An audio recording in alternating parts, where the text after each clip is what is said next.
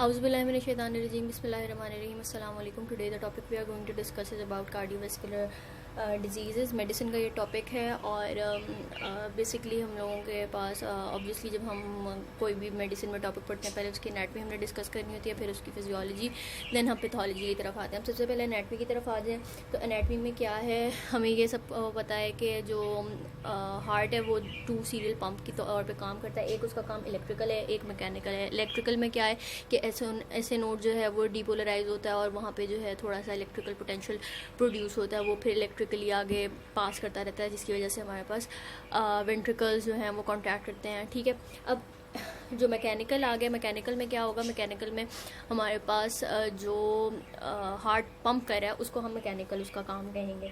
ठीक है, अब पार्ट्स पे आ जाए तो हमने बेसिकली हार्ट को एनाटॉमिकली जो है वो 2 लेफ़्ट और राइट पार्ट में डिवाइड किया हुआ है। जो लेफ़्ट उसका पार्ट है वो क्या करता है, वो डीऑक्सीजनेटेड ब्लड को लेता है फ्रॉम द बॉडी, ठीक है, और उसको लंग्स की तरफ दे देता है। लंग्स के अंदर हमारे पास कैपिलरी बेड्स होते हैं, जब हम सांस लेते हैं तो फिर ऑक्सीजन उसके साथ एक्सचेंज होती है और वो जो है उसको फर्दर आगे लेफ़्ट साइड पे दे देता है।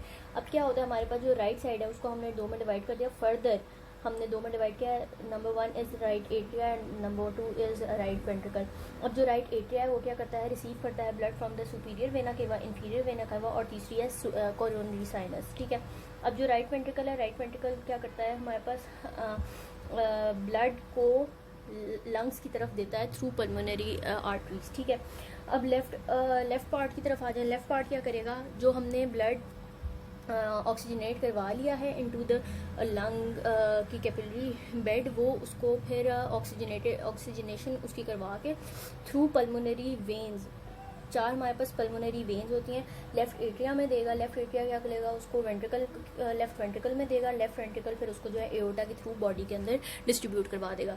अब हमने ये डिस्क्राइब कर लिया कि राइट एट्रिया है, राइट वेंट्रिकल है, लेफ़्ट एट्रिया है, लेफ़्ट वेंट्रिकल है।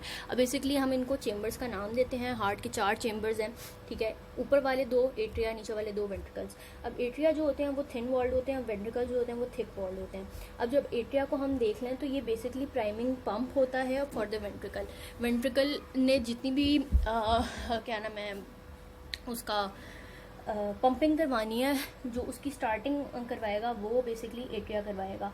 ठीक है, अब इस एट्रिया की हम पोजीशन देख लें तो ये हमेशा पोस्टीरियरली पड़ा हुआ होगा। ठीक है, वेंट्रिकल से मतलब पोस्टीरियर पड़ा होगा, लेकिन जो लेफ़्ट एट्रिया है वो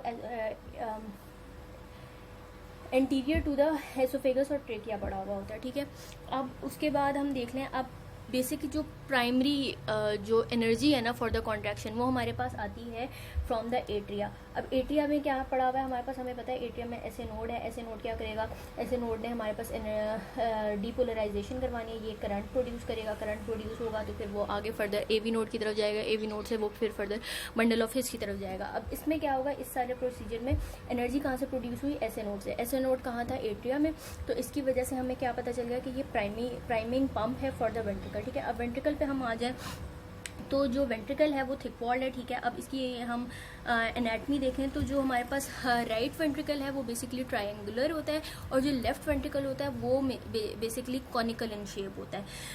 अब इसके कॉनिकल में क्या आएगा कि जब हम इसका क्रॉस सेक्शन करवाएंगे ना तो ये हमारे पास सर्कुलर में आता है, जबकि जो राइट वेंट्रिकल होता है वो ट्रायंगुलर होता है। अब थिकनेस देख लें तो जो राइट वेंट्रिकल है ना दैट इज बेसिकली 2.3 mm, ठीक है, in diameter, while the myocardium of the left ventricle is 10 mm। ठीक है, मतलब ये थिक है, क्यों, क्योंकि इसने ज़्यादा काम करना है, इसने लोड ज़्यादा करवाना है, इसने ज़्यादा प्रेशर के साथ बॉडी की तरफ एओर्टा के थ्रू जो है वो ब्लड को पास करवाना है। इस वजह से हम क्या कहते हैं कि जो लेफ्ट वेंट्रिकल है उसका मायोकार्डियम थिक है।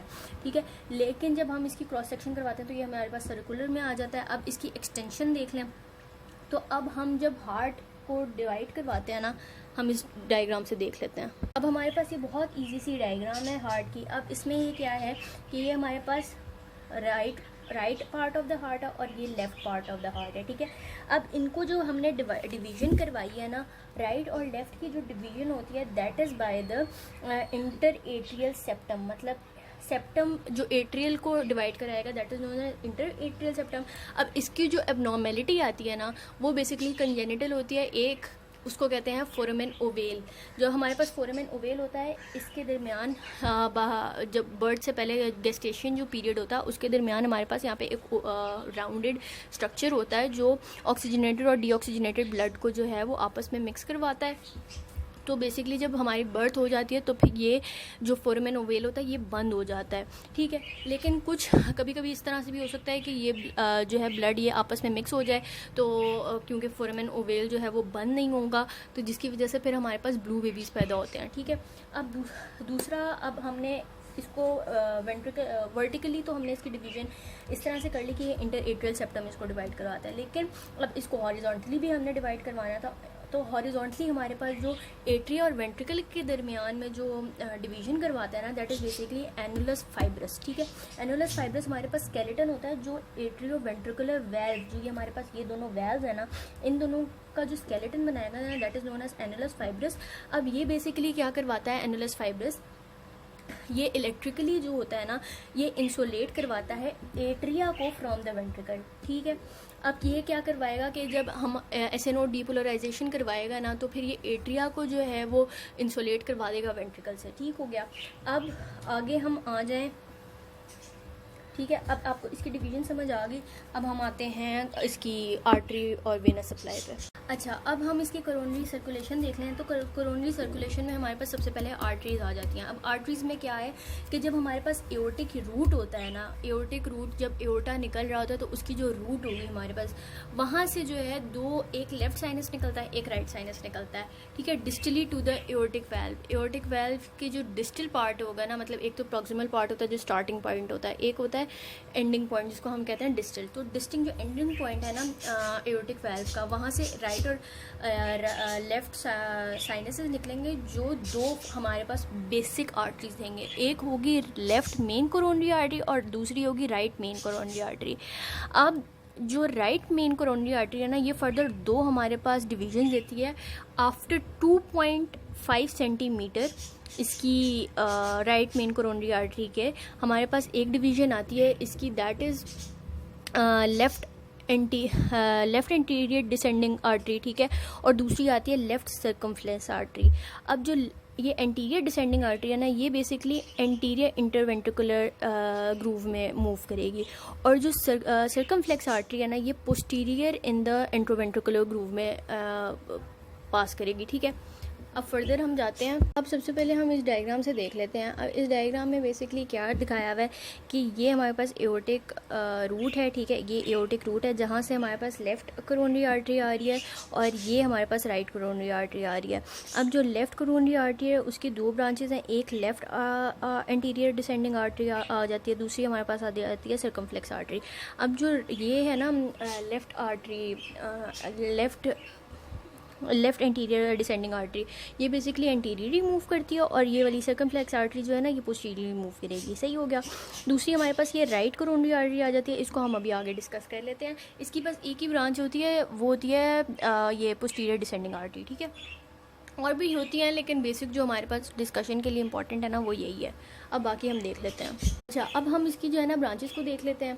तो इसकी ब्रांचेस में सबसे पहले जो आ जाती है ना लेफ़्ट मेन कोरोनरी आर्टरी की, इसकी ब्रांच सबसे पहले जो LED थी। अब इसकी सप्लाई हम देख रहे हैं। अब इसकी सप्लाई में क्या क्या आ रहा है कि इसने सबसे पहले सप्लाई किया, एक सबसे पहली चीज़ तो है कि ये सेप्टम को सप्लाई कर रही है, ठीक है। जो ये है ना सर्कमफ्लेक्स आर्टरी, ये सेप्टम को सप्लाई नहीं करेगी।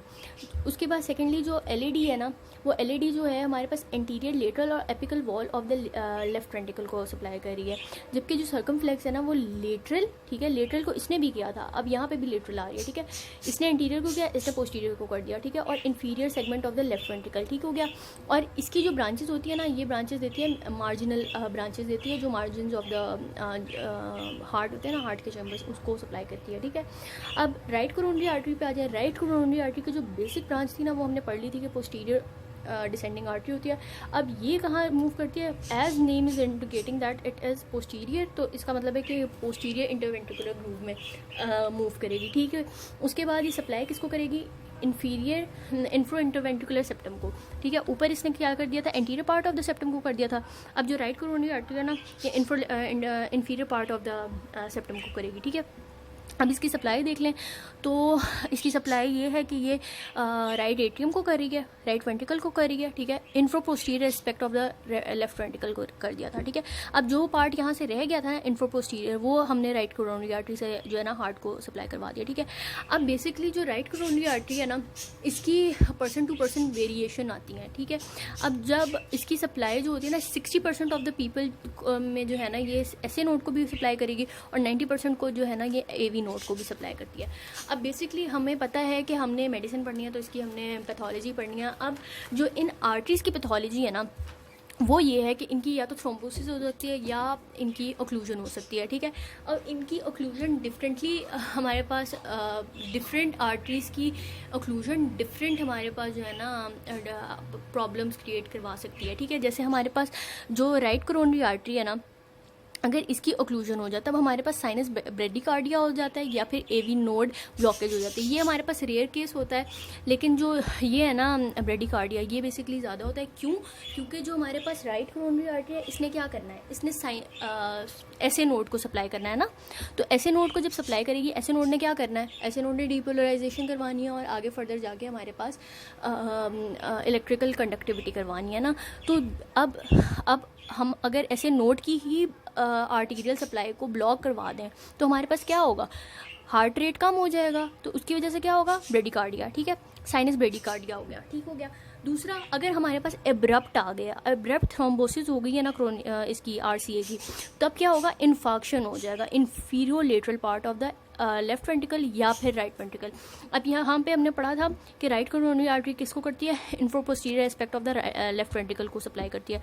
तो क्या होगा कि कोरोनरी अगर थ्रोम्बोसिस हो गई हमारे पास RCA की, तो फिर हमारे पास इन्फाक्शन हो जाएगा। ऑब्वियसली जब वहाँ पे लेफ्ट वेंट्रिकल के इंफीरियर पार्ट को जो है वो हमें ऑक्सीजन ही नहीं मिल रही, ब्लड ही नहीं मिल रहा, तो उसके बाद क्या होगा कि जो वो वाला पार्ट है उसको ऑक्सीजन नहीं मिल रही। जाहिर सी बात है, अब एक पार्ट को हमारे पास किसी भी बॉडी के पार्ट को जो आर्टीरियल सप्लाई हो रही है, अगर वहाँ से हमने उस आर्टीरियल सप्लाई को ब्लॉक करवा दिया तो फिर क्या होगा, वहाँ पे ऑक्सीजन नहीं प्रोड्यूस होगी, ऑक्सीजन नहीं होगी तो फिर इस्कीमिया होगा, जब इस्कीमिया नहीं होगा तो फिर it will lead to infection. अब फर्दर हम पहुँच जाते हैं LED पे।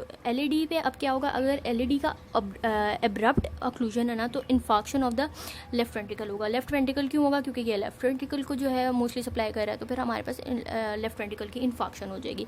Last but not the least हमारे पास जो है it is left main coronary artery. अब लेफ्ट मेन कोरोनरी आर्टरी क्या है, बेसिकली हमारे पास इन दोनों से भी पहले जो आर्टरी है, मतलब क्या कि अगर हमने इसको ब्लॉक करवाया है तो इसका मतलब है कि ये ऑटोमेटिकली ब्लॉक हो गई हैं।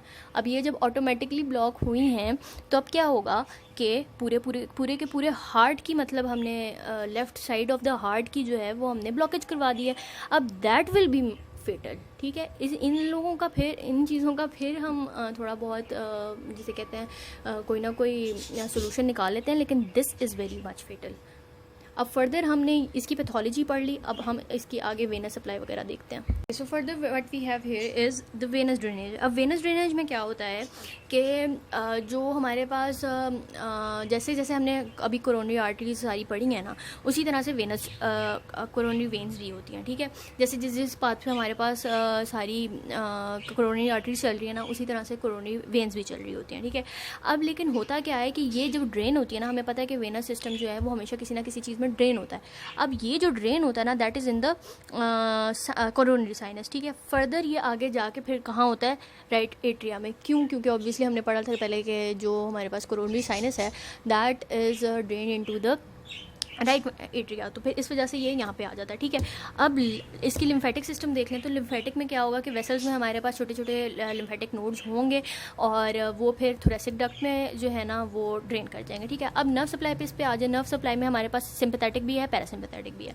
अब सिंपैथेटिक पे आएँ तो हमारे पास एड्रेनर्जिक नर्व्स होती हैं, ठीक है, फ्रॉम द सर्वाइकल प्लेक्सिस, ठीक है। सर्वाइकल सिंपैथेटिक चेन होती है ना जो हमारे पास, वहाँ से ये नर्व्स जो हैं वो ओरिजिनेट करती हैं और ये सप्लाई करती हैं टू द एट्रिया और वेंट्रिकल के मसल के फाइबर्स को, ठीक है। पैरासिम्पैथेटिक इसकी जो देख लेते हैं ना हम डिस्ट्रीब्यूशन, वो ये है कि वेगस नर्व जो है ना M2 रिसेप्टर्स के थ्रू जो है ना वो उसको हार्ट को सप्लाई करती हैं। अब रिसेप्टर्स हम देख लेते हैं। बेसिकली हमारे पास 3 तरह के हार्ट में रिसेप्टर्स होते हैं। एक आ गया M1, दूसरा आ गया एक आ गया बीटा 1, दूसरा आ गया M2 और तीसरा है बीटा B1, B2 और M2, ठीक है। अब इसमें देख लें जो B1 रिसेप्टर्स है ना, आइनोट्रोपिक और क्रोनोट्रोपिक इफेक्ट्स जो होते हैं ना, ये इनको मीडिएट करवाते हैं।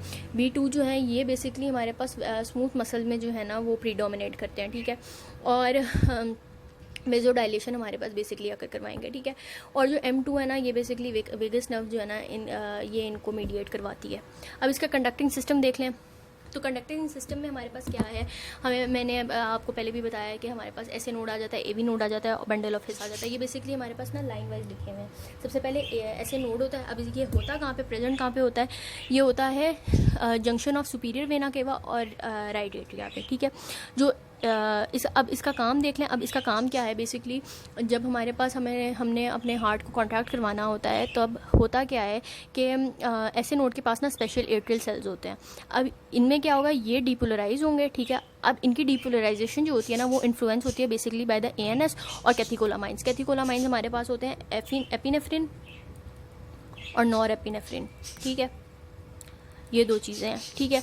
ऐसे नोड के बाद हमारे पास डीपोलराइजेशन होगी, यहाँ से करंट प्रोड्यूस होगा और वो आ जाएगा AV नोड की तरफ। अब AV नोड में क्या होगा, AV नोड में हमारे पास बेसिकली ये मिड लाइन स्ट्रक्चर है। जब हमने हार्ट पढ़ा था तो देखें, हाँ, ये हमारे पास हार्ट था ना, ठीक है।